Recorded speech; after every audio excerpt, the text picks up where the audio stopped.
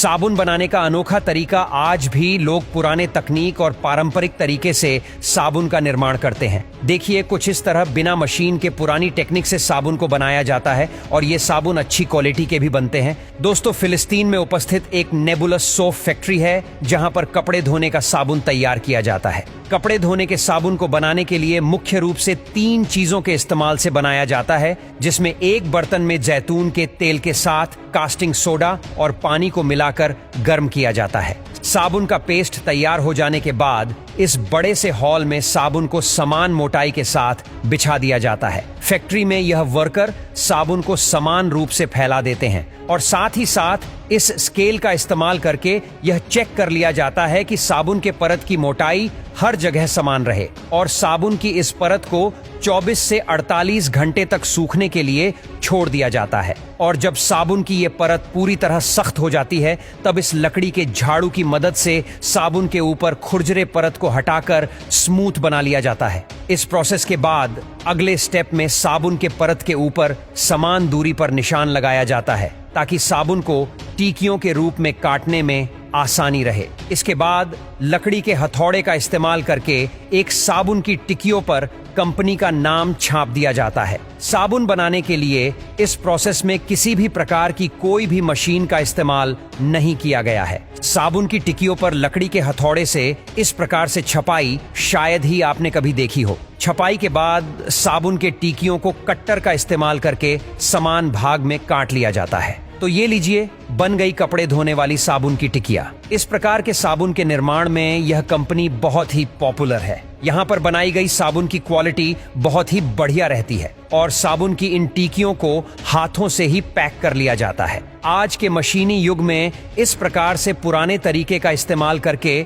साबुन को बनाया जाता है। साबुन को बनते हुए तो देखा, तो अब हम ये भी जान लेते हैं कि जिन साबुन का इस्तेमाल हम रोज नहाने के लिए करते हैं, उसको फैक्ट्री में कैसे बनाया जाता है। साबुन बनाने के सफर की शुरुआत होती है एक बड़े से बॉयलर में, जहां वेजिटेबल ऑयल, कास्टिक सोडा और सभी जरूरी केमिकल्स का मिश्रण तैयार किया जाता है और उसके बाद इस मिश्रण में एक निश्चित अनुपात में पानी मिलाकर उबाला जाता है। अच्छी तरह से उबल जाने के बाद इस मिश्रण को एक कन्वेयर बेल्ट पर छोड़ दिया जाता है, जिससे गुजरते हुए ये लिक्विड ठंडा होने लगता है और साथ ही टेम्परेचर कम हो जाने के कारण इसमें मौजूद वेजिटेबल ऑयल जमने लगता है और इस तरह पपड़ी जैसा रूप ले लेता है। उसके बाद यहाँ पपड़ी बेल्ट के ऊपर घूमते हुए 2 रोलर के बीच चली जाती है और रोलरों से गुजरने के बाद यह एक लंबी पट्टी का आकार ले लेती है। इसके बाद इसे एक बड़ी ब्लेंडिंग मशीन में डाल दिया जाता है, जहां जाने के बाद यह पट्टियां अच्छी तरह से पिसकर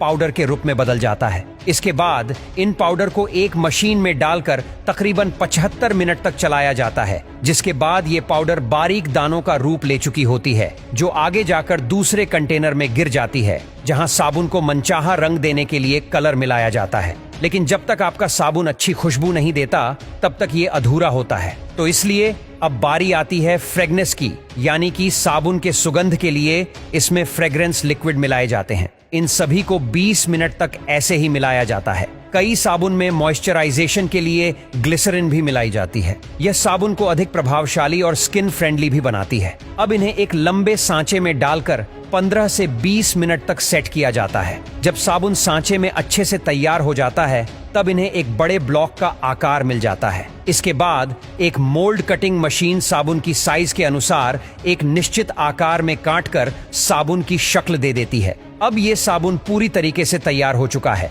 अब इन सभी साबुन को पैकिंग के लिए आगे भेज दिया जाता है। साबुन पैक हो जाने के बाद इसे बड़े बड़े बॉक्स में भर दिया जाता है। तो कुछ इस तरह फैक्ट्री में साबुन बनकर तैयार हो जाता है।